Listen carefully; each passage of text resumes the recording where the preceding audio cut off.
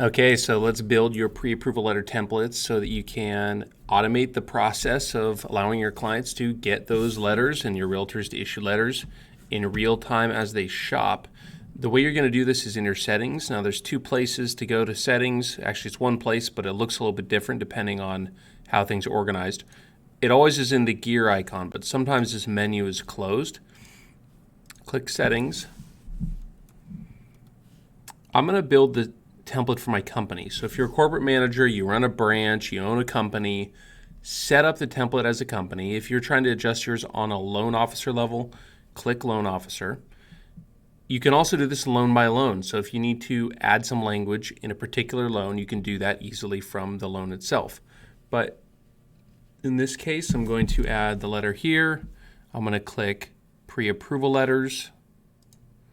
I'm going to click edit template. Now before I do that too, this is one of these settings you need to make sure. What types of letters are you going to allow? Pre-approval and pre-qualification. Now most of the loan officers we talk to, they do one or the other. Very few of them actually pick one and stay in that lane. If you're one of those few, more power to you. But most of the time, loan officers have one option. In this case, I'm going to go into the template, so this button right here, Edit Letter Template. And as you can see, we have a default configuration. This is just like a word editor, guys. So all you need to do is, create the text you want, and then use what's called dynamic text, which is these blue sections to pull in the different data from the loan. So purchase price, down payment, taxes, name of the borrower, real estate agent, your information, your NMLS stuff. All of that stuff is listed here. There's about 75 different pieces of dynamic text. So as you can see, if I am right here, I can click on that and I can search through all of the different data points we can pull directly into the pre-approval letter. Now, as an example, seller contributions. This is a very popular one, right? So if you want or need seller contributions to be included on your letter, write the language here, click on dynamic text. What is the seller contribution? Well, it's tied to the loan details. So in this case, I'm going to go ahead and I'm going to find the seller contributions in the form of a dollar amount. That means that when it's displayed on the letter, it's going to show as $1. You can do percentages if you prefer, but that just means your real estate agents are going to have to do math, and we all know how that turns out. So I'm going to click on the dollar amount, click insert, and there it is, seller contributions. Now you can name the templates here. So if you're getting really nichey, if you need to add a letter with contingencies. So for example, let's say this is my purchase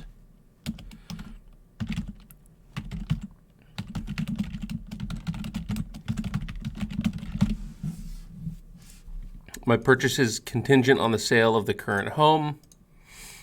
And I'm going to name this letter contingent on sale of current home.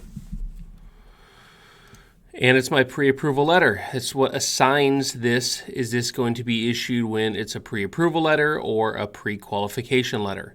So now I've made a few changes here, guys. I can even pull in my signature. This is a dynamic text field. So if you want your signature, go to your loan officer details right here. Scroll down to signature and insert it. Boom. And I can make this smaller, bigger. You really love your signature, go nuts. It's fine. There it is. That is how you build your templates. Now click Save. Now if you need to adjust your pre-qual letter, you see how there's a drop down here? These are the 3 letter templates I have available.